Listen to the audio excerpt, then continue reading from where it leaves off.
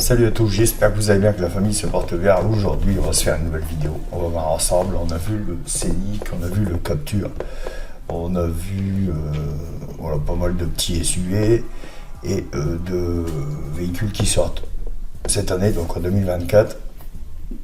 Aujourd'hui, on va se voir ensemble Renault Symbiose, voilà, celui que vous voyez en vidéo juste derrière ma voix. Renault, je pense qu'en ce moment, ils sont en train d'évoluer. Alors j'aime bien ce qu'ils commencent à faire. Alors ils développent pas mal. Ils améliorent leur véhicule. Après, voilà, ça reste un groupe français, mais je trouve ça plutôt pas mal et ils avancent dans le bon sens. Donc là, ils nous ont sorti, enfin, ils nous ont pas encore sorti. En réalité, il doit être développé, il doit être présenté. La présentation finale, mais normalement c'est avril-mai. Donc là, il est censé être présenté, mais il n'y est pas encore. Donc ça va plus tarder. Donc ça va être le Renault Symbiose e-Tech, donc évidemment hybride. Hein, on s'en va tous dans ce sens-là de toute façon. Donc 94 chevaux pour un moteur 4 cylindres associé à un moteur électrique de 49 chevaux. Donc si on additionne le tout, ça fait 134, 153 chevaux. Le nouveau modèle promet ainsi de pouvoir rouler 80% du temps en tout électrique lors des trajets urbains.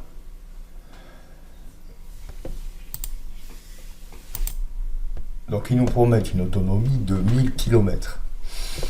Voilà, à voir. Donc ils nous proposent 3 finitions. Donc le techno, l'iconique et l'esprit alpine. Pour moi, l'esprit alpine est beaucoup plus beau.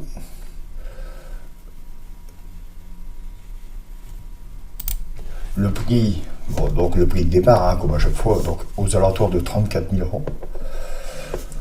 Bon, pour un familial, ça va encore. Faut pas oublier que c'est hybride aussi, alors évidemment, c'est un peu plus cher. Il sera disponible en 7 places. Alors, il va y avoir de la concurrence parce que le Dacia Duster hybride est à 28 100 euros. Donc évidemment, et puis il n'y a pas que celui-là, il y a le Hyundai Kona et le Kia Niro. Donc 32 000 de base, 32-34 000. Hein. Et les finitions haut de gamme pourraient atteindre jusque 40 000. Quelques petites photos, bon, on l'a déjà vu, mais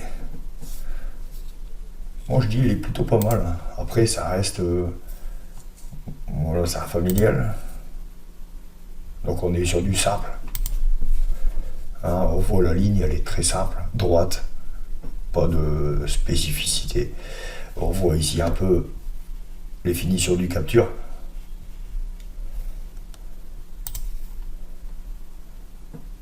Le logo Renault, alors je trouve il a bien évolué, mais pour moi c'est trop gros. Alors, les lignes, comme je vous ai dit, hein, c'est droit, c'est rien de, c'est carré, c'est froid. Dites-moi ce que vous en pensez dans les commentaires. Moi, je le vois comme ça. À l'intérieur, simple. Hein. Alors là, il y a de la surpiqûre, mais voilà, ça c'est le modèle iconique.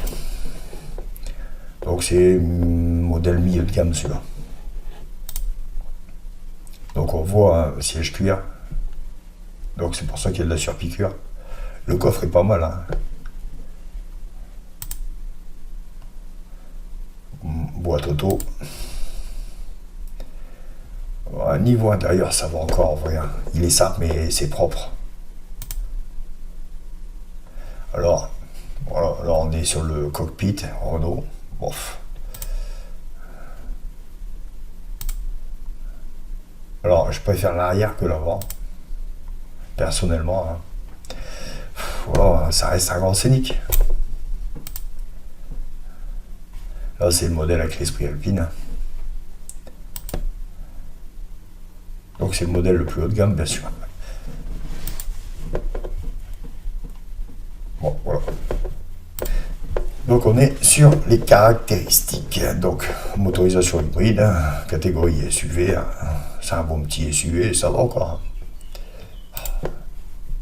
Donc batterie 1,2 kWh, consommation 4,6 litres au 100 km, longueur 4,4 m, hauteur 1,57 m, empattement 2 m 63. Alors, volume du coffre mini et maxi, 492 litres minimum et 1582 maximum. Garde au sol, 16 cm 9.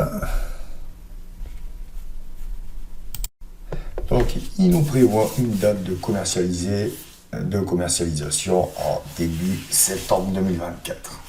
Donc, ça reste à voir. Souvent, c'est décalé un peu, mais pour l'instant, c'est prévu comme ça. Donc, j'espère que cette vidéo vous aura plu. Lâchez un maximum de pouces à vos démos et salut!